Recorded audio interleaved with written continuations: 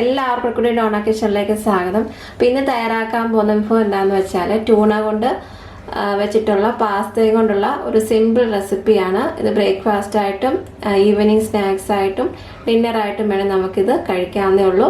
അപ്പോൾ ഇത് തയ്യാറാക്കുന്നത് ഞാനല്ല, ഹസ്ബൻഡാണ്. അപ്പോൾ നമുക്കിതെങ്ങനെ വളരെ ഈസി ആയിട്ട് തയ്യാറാക്കുന്ന എങ്ങനെ നമുക്ക് നോക്കാം. അതിന് വേണ്ടിയ സാധനങ്ങൾ 1.5 കപ്പ് പാസ്ത എടുത്തിട്ടുണ്ട്, പിന്നെ 2 സവോള, കുറച്ച് മല്ലിച്ചപ്പ്, ഒരു 3 പച്ചമുളക് അരിഞ്ഞിരിക്കുന്നത്, വളരെ ചെറിയൊരു കഷ്ണം ഇഞ്ചി ചോപ്പ് ചെയ്തിരിക്കുന്നത്, 3 അല്ലി വെളുത്തുള്ളി ചെറുതായിട്ട് അരിഞ്ഞിരിക്കുന്നത്, ഒരു മുഴുത്ത തക്കാളി കട്ട് ചെയ്തിട്ടിരിക്കുന്നുണ്ട്. പിന്നെ ഇതിൻ്റെ അകത്ത് വേണ്ടത് ട്യൂണയാണ്. ഇത് വെജിറ്റബിൾ ഓയിലിൻ്റെ അകത്ത് ഇട്ടിരിക്കുന്ന ട്യൂണയാണ്, അല്ലാത്ത വെള്ളത്തിൽ ഇടുന്ന ട്യൂണയുണ്ട്. അപ്പോൾ നമുക്കിത് രുചികരമായിട്ട് ഉണ്ടാക്കിയെടുക്കാം. ആദ്യം നമുക്ക് പാസ്ത വേവിച്ചെടുക്കാം. അതിന് വേണ്ടിയുള്ള വെള്ളം തിളച്ചിട്ടുണ്ട്. ഇതിൻ്റെ അകത്തേക്ക് നമുക്ക് പാസ്ത ചേർത്ത് കൊടുക്കാം. പാസ്ത 1.5 കപ്പാണ് എടുത്തിരിക്കുന്നത്. അപ്പോൾ നമുക്ക് പാസ്ത വേറെ തീയിലേക്ക് മാറ്റി വെച്ചിരിക്കുകയാണ് വേകാൻ വേണ്ടി. ആ സമയം കൊണ്ട് നമുക്ക് ഇതിൻ്റെ മസാല തയ്യാറാക്കിയെടുക്കാം. 3 ടീസ്പൂണോളം സൺഫ്ലവർ ഓയിൽ ഒഴിച്ചിട്ടുണ്ട്. എണ്ണ ചൂടായി കഴിയുമ്പോൾ കടുക് ചേർക്കണം. 10 ഉലുവ ചേർത്തിട്ടുണ്ട്. മൂത്ത് കഴിയുമ്പോൾ ഇതിലേക്ക് പച്ചമുളക് ചേർത്തു.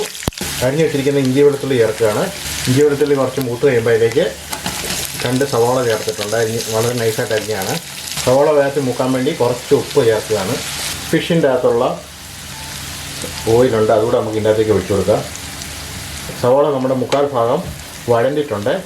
അപ്പോൾ അതിൻ്റെ അകത്തേക്ക് നമുക്ക് ആദ്യം 1/4 ടീസ്പൂൺ മഞ്ഞൾപ്പൊടി ചേർക്കുകയാണ്. മഞ്ഞൾപ്പൊടി എണ്ണയ്ക്കകത്ത് കിടന്ന് നല്ലപോലെ വഴണ്ട് കഴിയുമ്പോഴത്തേനും നമുക്ക് അതിൻ്റെ അകത്തേക്ക് മല്ലിപ്പൊടി 1/4 ടീസ്പൂൺ ചേർക്കുകയാണ്. മല്ലിപ്പൊടി നല്ലപോലെ വഴണ്ട് കഴിയുമ്പോൾ 2 ടീസ്പൂൺ കാശ്മീരി ചില്ലി പൗഡർ ചേർക്കുകയാണ്. തീ വളരെ ലോ ഫ്ലെയിം വെച്ച് വേണം ഇത് ചെയ്യാൻ, അല്ലെങ്കിൽ നമ്മുടെ മസാല കരിഞ്ഞു പോകും. ഇനി വലിയ ബർണറുള്ളവരാണെങ്കിൽ തീ ഓഫ് ഇത് ചെയ്താലും കുഴപ്പമില്ല. ഇടയ്ക്കൊന്ന് ചെറുതായിട്ട് നോക്കി കൊടുത്താൽ മതി. മസാല കറക്റ്റ് മൂപ്പായിരിക്കണം. ഇതിൻ്റെ അകത്തേക്ക് നമുക്ക് 1 ടീസ്പൂൺ ഫിഷ് മസാല ചേർക്കുകയാണ്.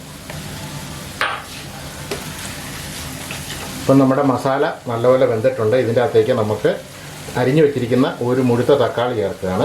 നല്ലപോലെ ഇളക്കിയ ശേഷം തക്കാളി വേകാൻ വേണ്ടി നമുക്ക് അടപ്പ് വെച്ച് അടച്ചു വെക്കാം. വളരെ ചെറിയ തീയിലിടണം. തക്കാളി ഏകദേശം നല്ലപോലെ ഉടഞ്ഞിട്ടുണ്ട്. ഞാൻ ഇടയ്ക്ക് ഒരു പ്രാവശ്യം തുറന്ന് ഇളക്കി കൊടുത്തായിരുന്നു. ഇതിനകത്തേക്ക് നമുക്ക് ട്യൂണ ചേർത്ത് കൊടുക്കാം. തീ നമുക്കൊരു മീഡിയം തീയിൽ ഇട്ട് കൊടുക്കണം. പാസ്ത ഇപ്പോൾ കണ്ടാൽ നമ്മുടെ പാസ്ത ഇവിടെ റെഡി ആയിട്ടുണ്ട്. ഇതിനകത്തേക്ക് ഞാനൊരു 1/4 വേവായപ്പോഴത്തേന് 1 ടീസ്പൂൺ സൺഫ്ലവർ ഓയിലും കുറച്ച് ഉപ്പും ചേർത്തിട്ടുണ്ടായിരുന്നു. എന്തിനാണെന്ന് ചോദിച്ചാൽ പാസ്ത ഒട്ടിപ്പിടിക്കാതിരിക്കാൻ വേണ്ടിയാണ്.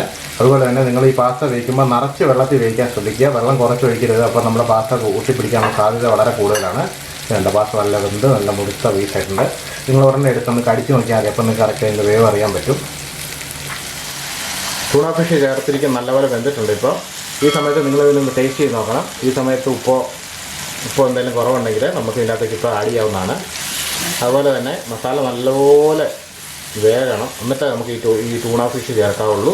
എന്നിട്ട് ഇതിൻ്റെ അകത്തേക്ക് നമുക്ക് ഇനി ഇതിൻ്റെ അവസാനത്തെ ഇൻഗ്രീഡിയൻ്റ് ആയ നമുക്ക് മല്ലിച്ചപ്പ് ചേർത്തിരിക്കുകയാണ്. എന്നിട്ട് ഇളക്കുക. ഫിഷ് ടിന്നിൻ്റെ മസാല ഇപ്പോൾ റെഡി ആയിട്ടുണ്ട്. ഇതിൻ്റെ അകത്തേക്ക് നമ്മൾ ഈ വേവിച്ച് വെച്ചിരിക്കുന്ന പാസ്ത ചേർക്കുകയാണ്. ഞാനിതിപ്പം ചേമ്പറിൻ്റെ അകത്ത് ഡയറക്റ്റ് ഇങ്ങനെ കോഴി ചേർക്കുകയാണ്. പിന്നെ മേളിലേക്ക് ഇടുക.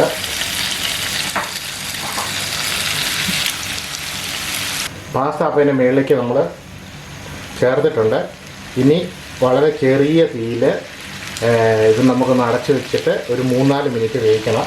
ഇങ്ങനെ വേവിക്കുമ്പോൾ അടിയിലിരിക്കുന്ന മസാല വെന്ത് നല്ല റെഡി ആയിട്ടിരിക്കുന്ന മസാലയ്ക്കകത്തു നിന്നുള്ള ഫ്ലേവർ ഈ പാസ്തയ്ക്കകത്തേക്ക് നല്ലപോലെ പിടിക്കും. അപ്പോൾ ഒരു 3-4 മിനിറ്റ് ആയിട്ടുണ്ട്. ഞാനിതൊന്ന് ഇളക്കാൻ പോവാണ്.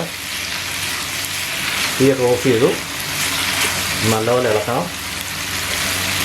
അടിയിരിക്കുന്ന മസാല മുഴുവൻ നമുക്ക് മേളിൽ കൊണ്ടുവരണം. ഞാൻ ഒന്ന് ടേസ്റ്റ് ചെയ്ത് നോക്കട്ടെ. സൂപ്പറായിട്ടുണ്ട്. അപ്പോൾ നിങ്ങൾ ഇതുപോലെ ട്രൈ ചെയ്ത് നോക്കുക, ഫീഡ്ബാക്ക് പറയുക. എല്ലാവർക്കും ഈ വീഡിയോ ഇഷ്ടപ്പെട്ടെന്ന് വിശ്വസിക്കുന്നു.